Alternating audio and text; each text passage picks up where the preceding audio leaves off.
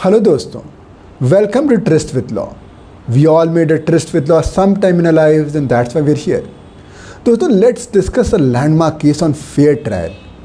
In fact, all criminal laws, in fact procedural or substantive, are based on fair trial.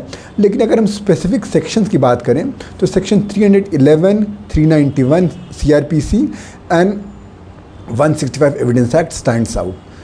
तो इसमें 311 में court को wide power दी गई हैं टू री एग्जामिन एनी विटनेस या किसी को भी which the court thinks is necessary for a just decision in the case. उसी तरह 391 में जो अपेलेट कोर्ट है it can order further admission of evidence. Generally admission of evidence trial stage पे हो जाता है, बट अगर अपेलेट स्टेज को लगे कि नहीं ज़रूरी है तो ऑर्डर कर सकता है. And similar is the provision of 165 evidence act. तो दोस्तों, जब भी वाइड पावर दी जाती है they have to be exercise with caution. तो यहाँ पे जुडिशियल कॉशन की ज़रूरत होती है. But let's discuss the case Zahira Habibullah Sheikh versus state of Gujarat. तो दोस्तों, ये वही बेस्ट बेकरी केस है जो कि in consequence of Godhra rights जो वो हो गया, तो उसके कॉन्सिक्वेंस में जो लाइव्स लॉस्ट हो गई थी, तो उसमें ये केस हुआ था.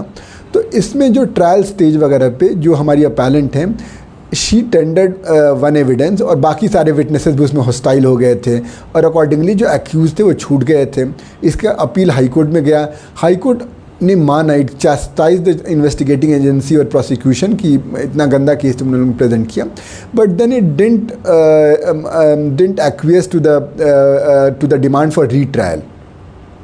तो अब अपैलेंट ने एक एफिडेविट फाइल की और बोला कि मुझे थ्रेट मिल रहे थे कि मैं इनको मैं सही नहीं डिपोज करूं एंड आई वांट अ री ट्रायल.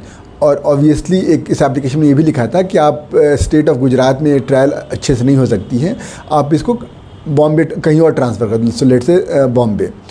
तो अब इस केस में supreme court hears this case and says कि fair trial involves justice not just to accused but to victim and also to society. तो एक ट्रायंगल है ये.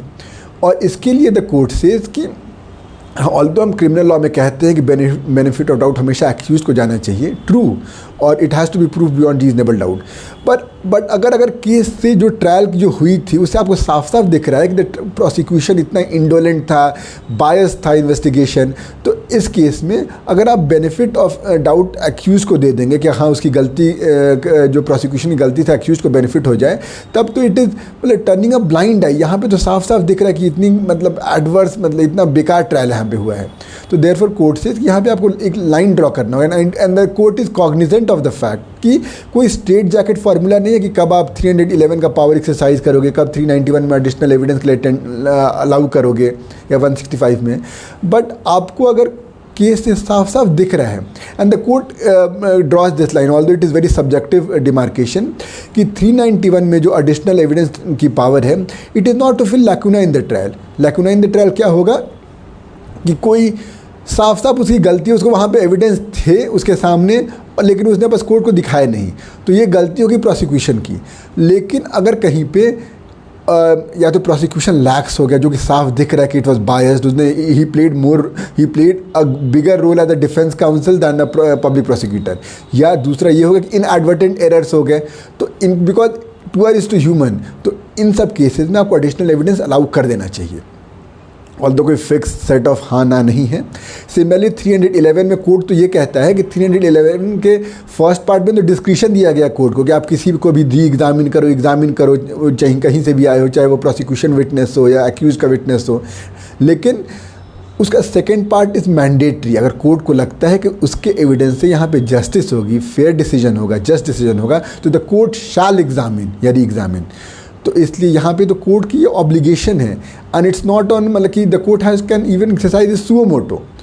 तो कोर्ट ये कहता है कि यहाँ पे पावर एक्सरसाइज होनी चाहिए. Then we come to transfer of the case. Court अब ये ट्रांस में ये कहता है कि वी अग्री कि हाँ डोमिनेंस लेटेस्ट होता है कंप्लेनेंट या पिटिशनर, तो जनरली ट्रांसफ़र को पर से नहीं अलाउ कर सकते हैं. लेकिन अगर सपोज़ कुछ वहाँ पे ऐसी सिचुएशन आ गई हैं which is peculiar to that place only, जैसे वहाँ पे कंजीनियल एटमॉस्फेयर नहीं है ट्रायल फेयर ट्रायल के लिए, वहाँ पे इतना मीडिया ट्रायल हो गया, इतना बायसनेस हो गई है कम्युनिटी में, कोई आप फेयर डिसीजन ले ही नहीं सकते हैं, तो it's better to transfer the case. और यहाँ पे उस कोर्ट ने मेनका गांधी वर्सेस रानी जेठमलानी का एग्जाम्पल लिया था, जहाँ पे उसने ये कहा था, और इनफैक्ट गुरचरण दास चड्ढा में भी ऐसी बात कही गई थी कि सेक्शन 406 CRPC जहाँ पे एक स्टेट से दूसरे स्टेट ट्रायल ट्रांसफ़र होती है, तो इन सब फैक्टर्स को ध्यान लेना चाहिए। नाउ द कोर्ट इन दोनों ऑब्जर्वेशन को यहाँ पे देखता है और कोर्ट कहता है कि यहाँ पे स्टेट ऑफ गुजरात में एक तो इन्वेस्टिगेशन बायस्ड हो गया है, पब्लिक मतलब चाहती है कि जिसमें अक्यूज है वो रिहा हो जाए, और अगर वो रिहा नहीं हुए तो फिर राइटस सिचुएशन हो जाएगी, तो इट्स बेटर कि ट्रायल ट्रांसफ़र कर देना चाहिए स्टेट ऑफ बॉम्बे। और अकॉर्डिंगली गुजरात मतलब Bombay will pay for it and Gujarat will reimburse it. अब दोस्तों इंपॉर्टेंस का रेलिवेंस यहाँ पे ये आ जाता है कि अभी कुछ दिन पहले रेमिशन मिला था वो कॉन्विक्ट्स को, तो उस केस में देयर वाज मतलब कि डिस्प्यूट ये था कि गुजरात गवर्नमेंट करेगी या महाराष्ट्र गवर्नमेंट, क्योंकि एक्चुअली ट्रांसफ़र हो गया था case to Bombay high court और वो वाली स्टेट गवर्नमेंट करती है, तो that was the cause of this confusion. तो दोस्तों आई होप आपको ये केस समझ में आया होगा। कोई दिक्कत कोई परेशानी कमेंट सेक्शन में ज़रूर बताइएगा। मिलते हैं अगले वीडियो में किसी नए केस के साथ। Till then let's continue with the trust with law and there should be fair trial. Bye bye.